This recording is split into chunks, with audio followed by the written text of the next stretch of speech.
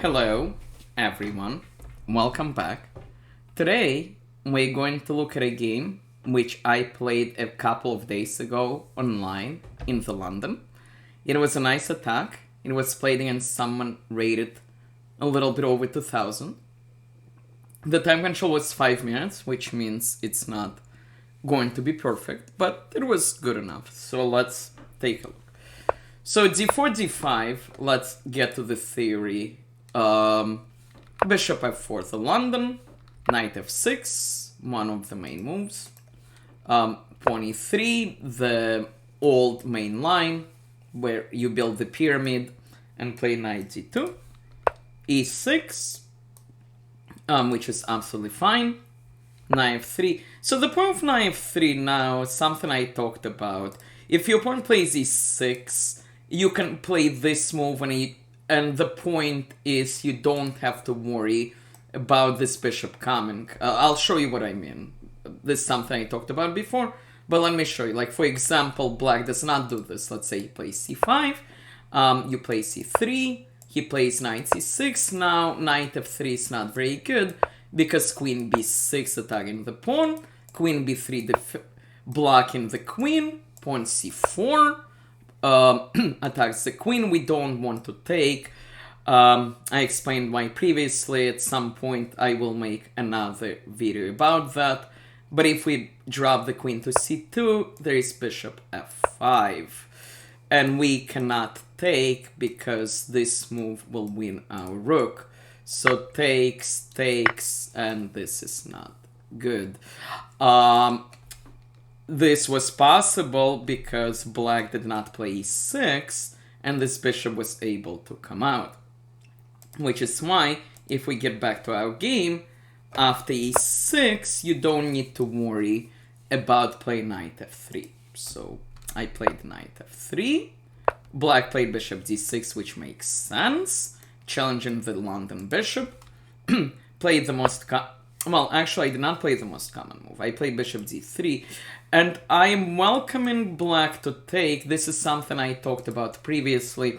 The point is, if black takes, we take back. We control this square.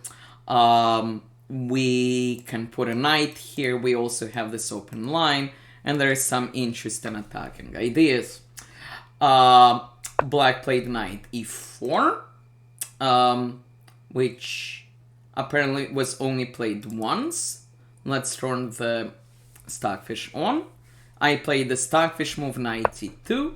If black takes me, his knight ends up spending 3 moves just to trade itself, so it's not a good idea. So black plays the move which stockfish suggests, which is pawn f5. And this is the Stonewall setup. This is a very nice knight. It's double protected by the pawns. The big downside, this bishop is not playing chess. Computer wants me to castle or play c4.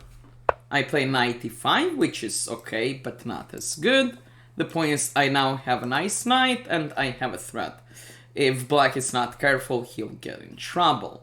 Going to pause and have you tell me the threat. I hope you were able to find queen h5. Like, for example, if black plays c6, we play queen h5.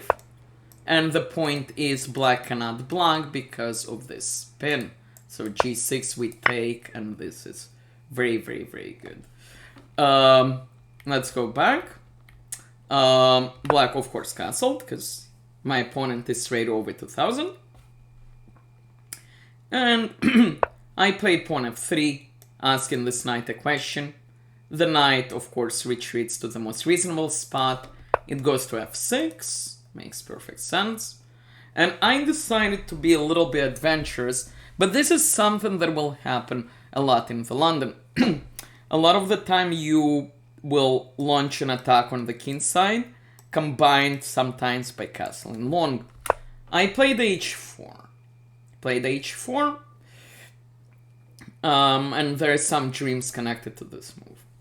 Okay, black played knight d7, makes sense, he develops the knight. I moved my queen to e2 because I want to castle long, bring my rook, attack.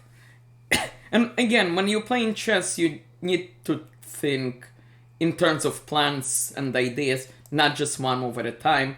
Ask yourself where you want your pieces to be. Ask yourself, what do I want to accomplish in the next couple of moves.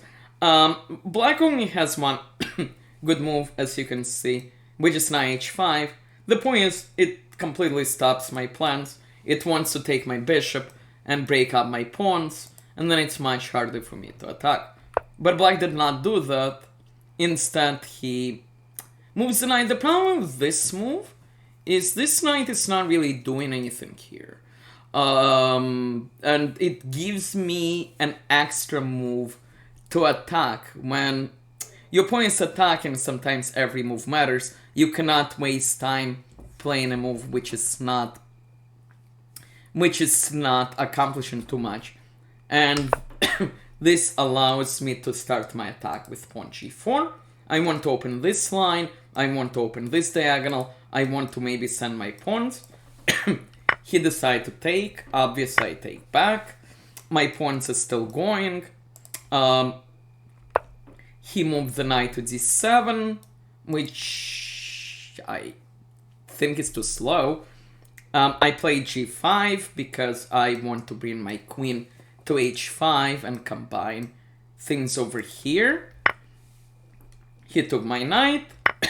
I took back, forcing move, attacking his bishop. His bishop retreats, and now combination of the pawn, the bishop, the queen is deadly. I sacrifice my bishop. King takes, queen h5 check, king moves, and now pawn g6, threatening a very simple checkmate. And as you can see, it's unstoppable. He did some weird things. He gave up everything. He gave up his bishop, he gave up his queen, he gave up his rook, and okay, checkmate is still coming. So he allowed it faster. A nice, quick attacking game into London, just to show you how those things sometimes work. I hope you enjoyed it. Please like, please subscribe. I'll be back soon. Thank you.